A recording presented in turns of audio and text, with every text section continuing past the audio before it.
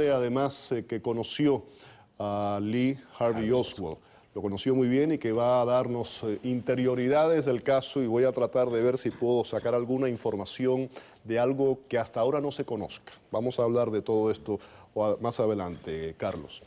Guillermo Cueto, exoficial de Seguridad Nacional de Estados Unidos, que va a darnos pues la perspectiva de cómo se investiga un caso como este y también qué ocurrió. ¿Se llegó al fondo del asunto?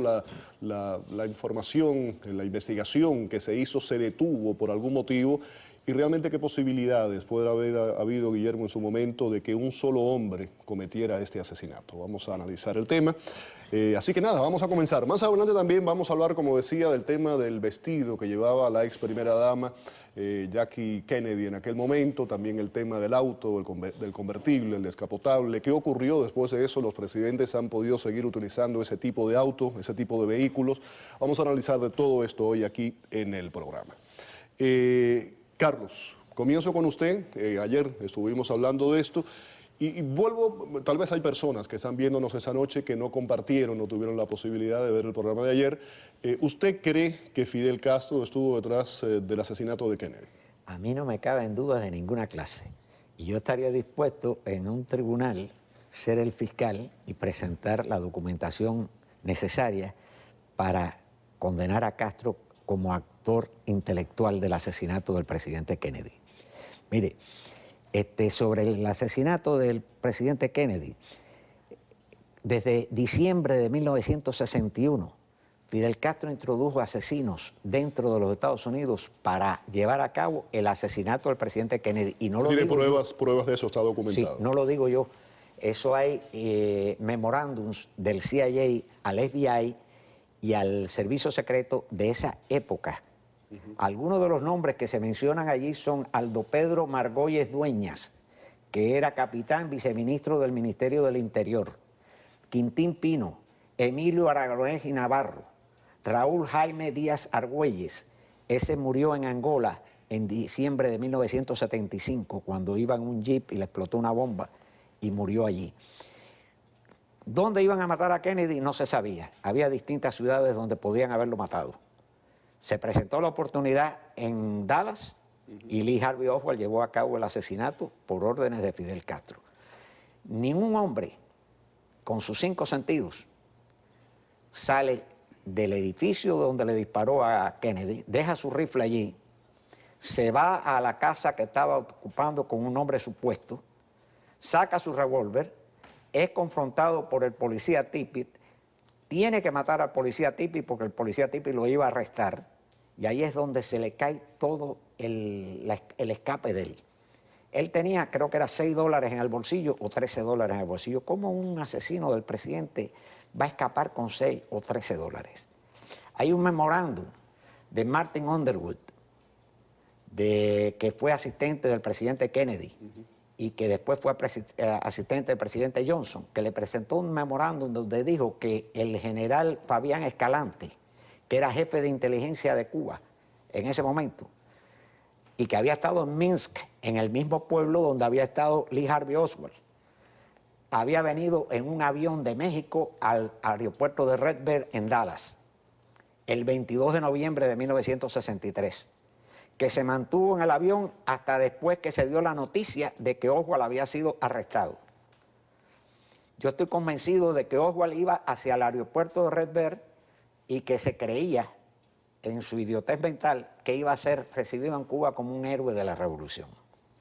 Y el convencimiento mío es que a él lo iban a sacar en ese avión, lo iban a llevar para México, de México iba a seguir para Cuba, y cuando estuvieran arriba del Golfo de México, lo tiraban del avión. Lo desaparecían como otras personas que han desaparecido misteriosamente. Guillermo, el caso de Oswald, pudiéramos decir desde el punto de vista técnico, vamos a hablar aquí ahora, que es el único responsable, pudo haber actuado solo, burlado medidas de seguridad, y por tu experiencia, ¿hubo un solo francotirador? No.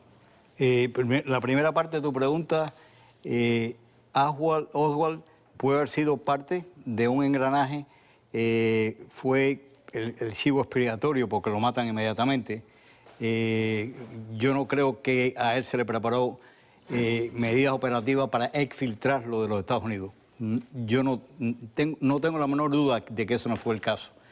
El del caso de que haya sido él el único tirador, tampoco lo creo. Primero que nada, la comisión Warren se contradice con la comisión del subcomité de la Cámara de Representantes. ¿Cuál es la contradicción? La contradicción es de que si habían sido 3 disparos acústicamente, la comisión de la Cámara de Representantes oye 5 disparos. La oficial es la Warren. Sí, pero la Warren fue algo, Félix, que Johnson tuvo que poner rápidamente porque si no había posibilidades de haber guerra, por la implicación de Cuba y la Unión Soviética en el complot. Esa es la razón por la cual Johnson pone en unos días, creo que fue una semana, manda a hacer los nombramientos. Gerald Ford fue parte de eso. Gerald Ford fue parte de eso, fue el exdirector de la CIA, Warren, Russell, un senador, etcétera. Eran gente distinguida y con experiencia íntegra, pero fue una rapidez de una semana, porque él quería que sacasen los 29 volúmenes lo antes posible, lo más concisamente posible, pero rápido, con el hecho, o sea, con el objetivo de evitar una guerra que se podría precipitar si se podía sacar, o si se sacaba en ese momento, de que Cuba y la Unión Soviética estaban detrás de esto. Voy a sacar un nombre aquí ahora, Carlos. Quiero que me diga un poco, si puede decirnos rápidamente quién fue y qué piensa de este personaje, Jack Ruby. Jack Ruby, mire, déjeme explicarle. Jack Ruby estaba en Cuba en enero de 1959. En Cuba metieron preso a un señor que se llamaba Santo Traficante, que Santo Traficante tenía un cabaret en Cuba y estaba relacionado, lo relacionaban con la mafia en Miami y en Tampa. Su centro de operación principal era Tampa. Y entonces Jack Ruby lo fue a visitar a Cuba, a la cárcel. Hay testigos que vieron a Jack Ruby en la cárcel visitando a Santo Traficante. Santo Traficante salió de la cárcel por mediación de Rolando Cubela, que Rolando Cubela era un comandante de la revolución, que era doble agente de Fidel Castro y que se infiltró dentro del CIA. Le pusieron al nombre de su operación. Vivía en España hasta hace poco. Sí, vivía en España. Fue condenado en Cuba por tratar con la CIA y todas esas cosas, pero es el único comandante o el único personaje en Cuba que ha tratado con la CIA para matar a Fidel Castro y que no ha sido condenado a muerte. Arnaldo Ochoa no trató de matar a Fidel Castro. Arnaldo Ochoa fue un chivo expiatorio que estaban metidos en el negocio de la droga. A Raúl Castro lo iban a acusar del negocio de la droga y entonces Fidel Castro se viró y dijo, me limpio las manos matando a Arnaldo Ochoa. Ahí yo lamento, cuento que yo disienta con usted en algunas cosas, porque mire, yo me leí no los 29 volúmenes de la Comisión Warren, porque no habían 29 volúmenes, habían 26 volúmenes. Yo los compré y me los leí los 26 volúmenes. Y quiero decirle que no fueron, como dice la Cámara de Representantes, 4 disparos. Yo tengo un tape, un video que hicieron técnicos donde demostraron que la Cámara de Representantes mentía cuando sacaba los 4 disparos, porque lo hacían basado en un ruido de una motocicleta, del radio de una motocicleta. Decían que había una grabación. Sí, y probaron que eso era una falsedad que estaba cometiendo la comisión de la Cámara de Representantes para presentar 4 disparos, y después se comprobó que no eran 4 disparos, que eran 3 disparos. No fueron 4 disparos, fueron 3 disparos. ¿Vinieron en la misma dirección desde atrás? Los 3 vinieron en la misma dirección. Hay una teoría que habla de la gravedad, de que si no se cayó del cuerpo de cierta forma, mire, porque los disparos eran encontrados. No, déjeme explicarle. Cuando a una persona le dan un disparo, por donde entra el disparo, el hueco es pequeñísimo. Por donde sale el disparo es por donde sale la masa encefálica. Y a Kennedy le salió la masa encefálica por aquí. En la limusín, todas las investigaciones que se hicieron, los pedazos de cerebro, los huesos, todo eso estaban en la parte del frente, inclusive en el parabrisas hay indentaciones. Y sería una nueva ley de física que le den un disparo a uno de frente y la masa salga para allá.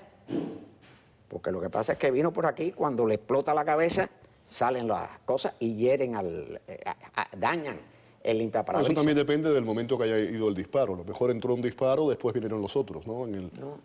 En eso fueron 3 disparos. El primero falló y hubieron 2 disparos más. En eso, perdónenme, pero me hace recordar un poco al fiscal Garrison en ese sentido, porque él me dijo una vez, y no lo dijo en la televisión, que le habían disparado desde una alcantarilla. De un desagüe de agua. Y él cambió su testimonio, como sus ideas, las cambió como 83 veces. Déjeme hacer una pregunta. Hay información para los dos, ¿no?, que ha sido ya desclasificada. Sin embargo, quedan alrededor de 1.100 páginas que van a ser desclasificadas para 2017. En 2017 tal vez tengamos mucha más información y se destapen muchos secretos. Mire, yo creo que lo más probable es que los secretos se destapen más después que muera Fidel Castro. Porque cuando muera Fidel Castro ya no hay un motivo. Usted sabe que el homicidio no tiene prescripción. A una persona la matan y si hay una persona culpable, pueden pasar 60 años y lo pueden juzgar. Y aquí no tienen interés en juzgar a Fidel Castro, y menos ahora con Obama. Si Lee Harvey Oswald estuviera vivo ahora, estaría encantado con el gobierno de Barack Obama. Eso sería tema ya para otro programa. Quería saber, Guillermo, su opinión sobre el tema. No, yo con muchísimo respeto, Berenguer, afecto y respeto, las dos cosas. Yo no estoy de acuerdo. Ese tipo de operación es muy compleja, se tienen inclusive contingencias, y estoy hablando genéricamente en el mundo entero, contingencias para los operativos que participan. Por un magnicidio, este es el asesinato. ¿Cómo entra Jack Ruby en todo esto desde su punto de vista? Jack Ruby entra para callar a Oswald. Por eso mi teoría, Perfecto. desde que ¿Quién le hace? ¿Le pagan? ¿Quién está detrás de esto para que calle? Él era parte de la mafia. Jack Ruby era parte de la mafia. Estamos diciendo que la mafia estaba también. La mafia estaba involucrada, en mi opinión, de alguna manera. Acuérdate que la mafia funcionaba de los dos lados de la moneda. O sea, funcionaba dentro de Estados Unidos y funcionaba dentro de Cuba. Tenía intereses en ambos lugares. Pero lo más importante es que a Oswald lo silencian inmediatamente, y por eso es mi teoría de que Oswald no iba a salir, no tenía manera, ni iba a salir, ni estaba planeado de que saliera de los Estados Unidos. Él era un individuo que tiraba y ya moría. Yo tengo aquí una serie de teorías que durante todos estos años, medio siglo, se han hablado de ellas por distintos motivos. Les pido que sean breves, se las voy a mencionar y que cada uno de ustedes, voy a ir uno y una, cada uno de ustedes me vaya diciendo qué piensa, qué posibilidades tiene. La teoría de que hubo más de un francotirador, ¿usted la descarta? Yo la descarto.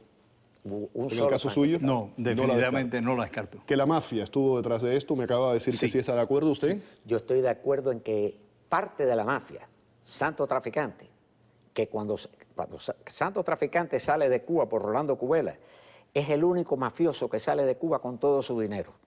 Y Santos Traficante vuelve a los Estados Unidos como doble agente trabajando para el gobierno de Fidel Castro. Definitivamente usted considera que Cubelas de una u otra forma también estuvo involucrado. Sí, cómo no, Cubelas estuvo involucrado. La CIA.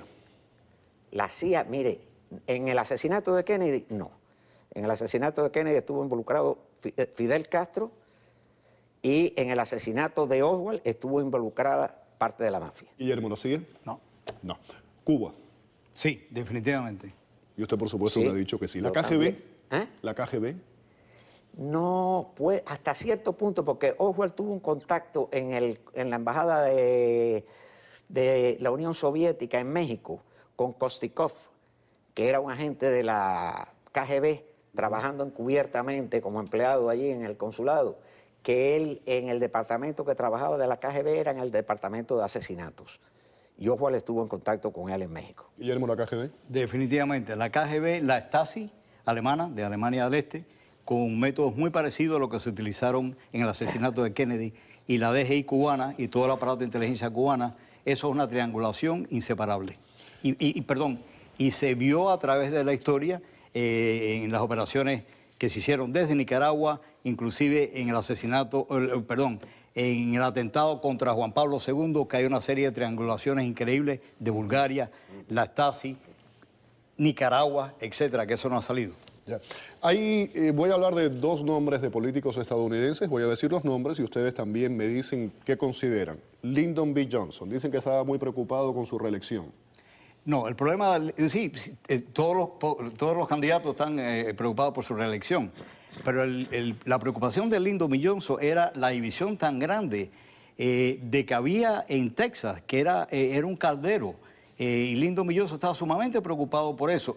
Inclusive el presidente Kennedy, un poco antes de que lo matasen, le dice a Kenneth O'Donnell, que era íntimo amigo de él, y esto lo cuenta a Arthur Schlesinger, el historiador de Kennedy, y estaba Jacqueline presente, le dice, el servicio secreto, refiriéndose al nuestro, el servicio secreto puede tal vez mantener las turbas lejos de mí, puede a lo mejor ayudar en el tráfico y expeditar las cosas desde el punto de vista de flujo y logística, pero el servicio secreto no puede parar a una persona en un edificio de varios pisos con un rifle y una mira telescópica que me mate.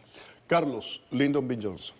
Lyndon B. Johnson, el día 22 de noviembre de 1963, hace 50 años, sufrió un ataque de flojera, vamos a decirlo vulgarmente, de cobardía, porque él temió que lo fueran a matar a él también.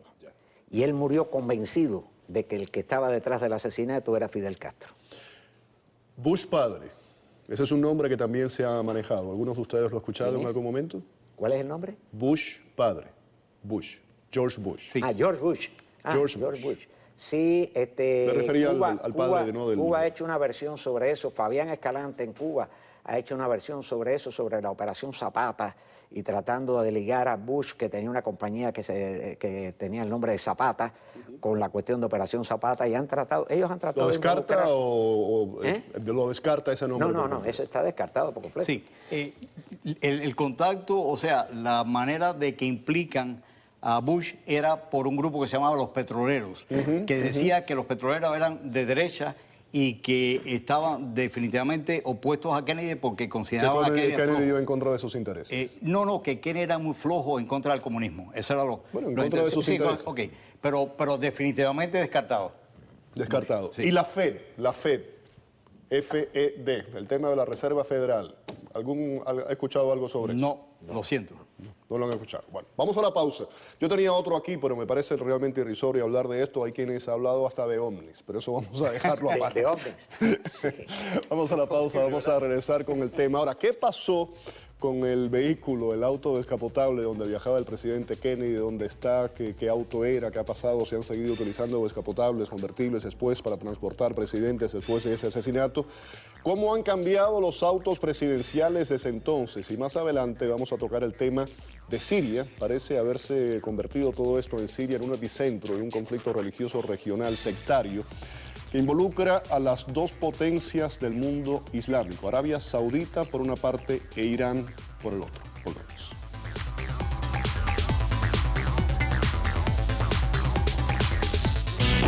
Este programa